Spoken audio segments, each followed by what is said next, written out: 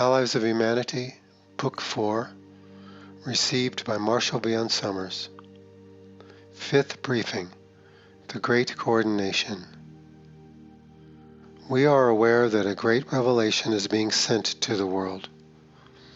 Though we have not been given this revelation ourselves, we are connected to it. It is because God has asked us to do this through the networks of the wise, to take this promising world of yours and give it wisdom, encouragement, strength, and purpose that it must have now to overcome its tendencies and to prepare for its challenging future. As we were aided in gaining our freedom in our own worlds at different times and different situations, it is incumbent upon us to aid you in a similar manner. For this is one of the ways that wisdom and strength are shared in the universe. It is a long lineage. We know not of its ancient history, yet we are part of its expression. Our coming to you with these briefings is connected to this revelation for the world. So fortunate you are to have a revelation from God for the world. There are so few worlds in the universe where this could ever take place in any kind of public way. In a free nation, it is possible and does occur, but it is still very rare. We do not know of all that this revelation will speak of, but we do know that it is part of your preparation for the things that we speak of. We know that it is a gift of strength and empowerment for humanity. Yet we are called to bear witness to the realities of life in the universe and the meaning of the things that we speak of here, things of the utmost importance to you and to your future. It is all part of a greater coordination to bring to humanity this great promise and great assistance.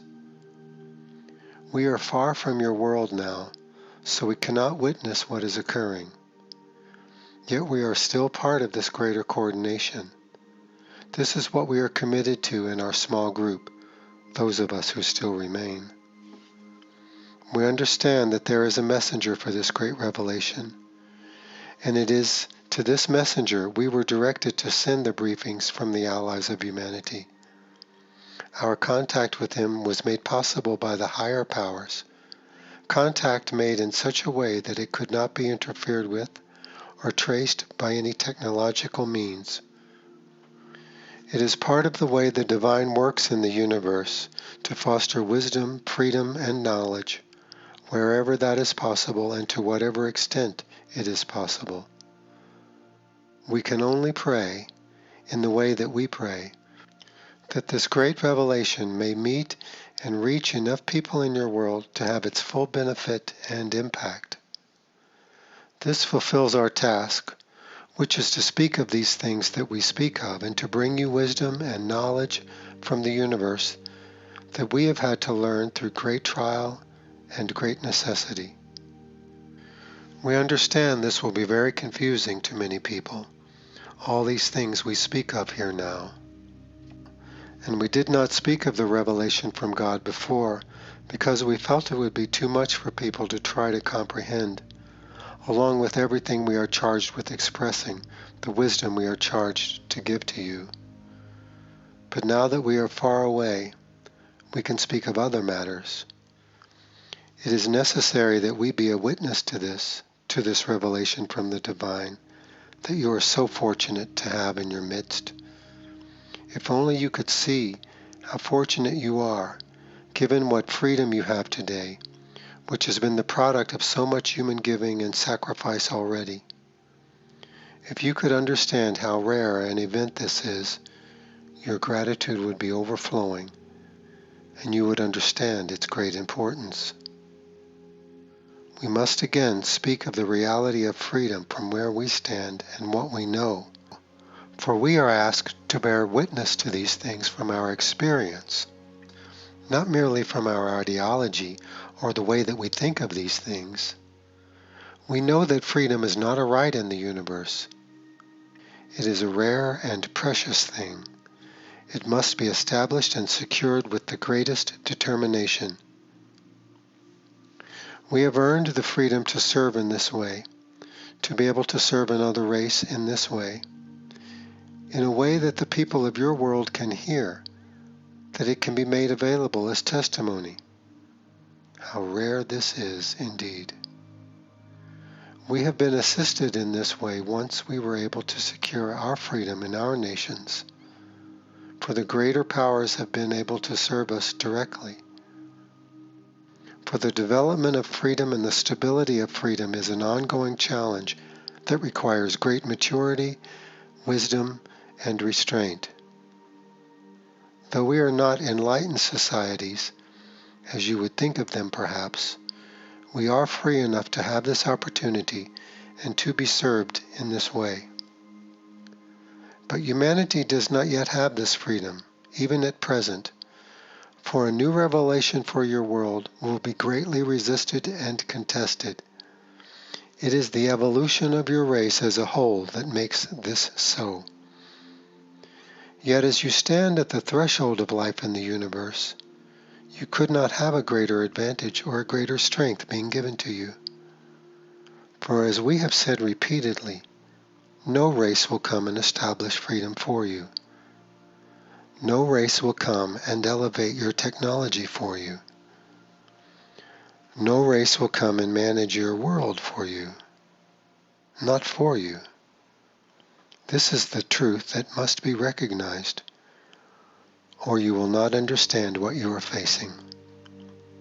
It is so rare that one race can serve another in the ways that we are doing here, for usually the avenues of support are very secretive, very subtle, beyond the surveillance of governments.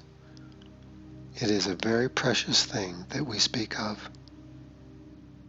Regarding free societies, there is something else we must tell you. The free societies recognize the limits of beneficial technology. Should you take technology too far, beyond your basic needs, beyond the basic benefits to your society, you draw other powers to you.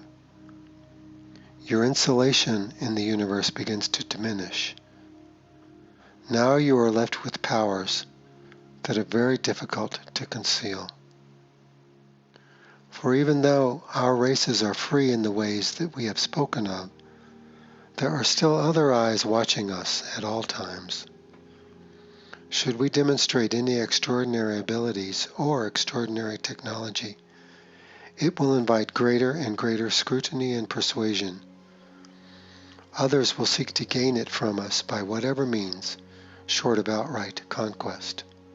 That is why the powers we might have must be expressed very subtly, even kept out of the public view amongst the wise who guide our worlds. This is the truth of life in the universe, that greater power, greater strength, and its demonstrations must be hidden if you seek to have the opportunity for freedom and self-determination. There are seers in other nations who try to see into our affairs, who try to discern what we are doing, what we have, our strengths and our weaknesses. We can only counteract this to a certain degree. For once the eyes of the universe are set upon you, they will continue to watch, either through technological means or by more subtle means. This would be the case. So the wise that govern our worlds do not share all the things they know with the public, for the public is not strong enough to maintain this with discretion. That is too much to ask of a whole race. You who think freedom is the freedom to know everything, have no idea what you are thinking, or the meaning of this amongst the presence of greater forces. Therefore, understand that beyond meeting the real authentic needs of a race, technology should not go any further. It gives you powers you cannot use and must hide. It opens discernment from the outside and invites intervention and manipulation and ever greater scrutiny. Therefore, do not think that endlessly developing technology is a worthy and noble pursuit. It is only beneficial in certain ways to a certain point. Beyond this, it creates danger and hazard. Should you have a power of insight or a power of technology that other nations do not have, they will seek it from you. This is why the wise must remain hidden, a great and enduring truth in the universe. With power comes this responsibility, this discretion, this discernment, this caution, this being very careful with one's mind and action and thought in light of their impact upon others and what they may invite from the outside. We in our group were all students of this great teaching, which you now have an opportunity to learn out of sheer necessity.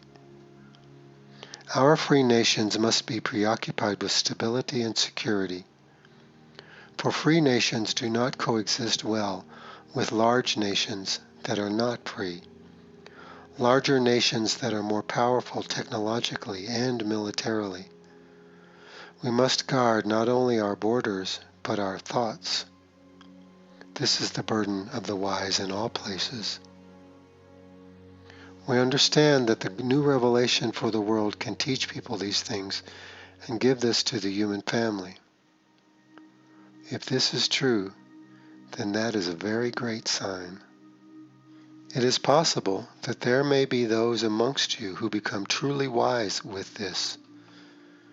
Your task is to secure the freedom of your people and your world, to keep knowledge alive in your world, to keep wisdom alive in your world, where it will always seem to be under threat and attacked by others who want to use everything for personal power and benefit. It is a truth in your world as much as it is a truth in the greater community. Everything we are telling you here today is a truth in your world, for it is a truth everywhere. It is a truth in the realm of separation. We bring with this great and sober teaching encouragement, for the human family has great potential. The awareness of the divine and the power of knowledge in the individual has not been obliterated in your world. It has not been forgotten. It is still valued by many, and in some parts of your world it is still practiced by many. This is a great sign in the universe, where very few advancing races have this kind of potential. We know that knowledge within you can respond to these things and resonate because it is a greater realm of truth, because within your life you were meant to be part of the greater coordination as well. Though it seems like a distant possibility to you now, perhaps, it is foundational to who you are and why you are in the world at this time, for it alone holds the strength and the vision and the resonance that can enable you to respond and to perceive your situation correctly and beneficially. It will call you out of an ordinary and disappointing life into a far greater realm of service and meaning, as it has done for us. We cannot yet return to our home worlds until our mission is complete. It has taken many years for this to take place, even so far. There have been many challenges and setbacks. We have lost members of our group. We have had to escape to distant and safe havens. For the intervention that is participating in your world became aware of us after our first set of briefings was delivered, and their search for us began. We do not think they were expecting our presence, and surely would be challenged and threatened by our message. Yet our mission is not yet complete, for though we are no longer in your vicinity, there is wisdom from the universe we can still provide for you. You need this wisdom now, and you will need it ever increasingly as you go forward.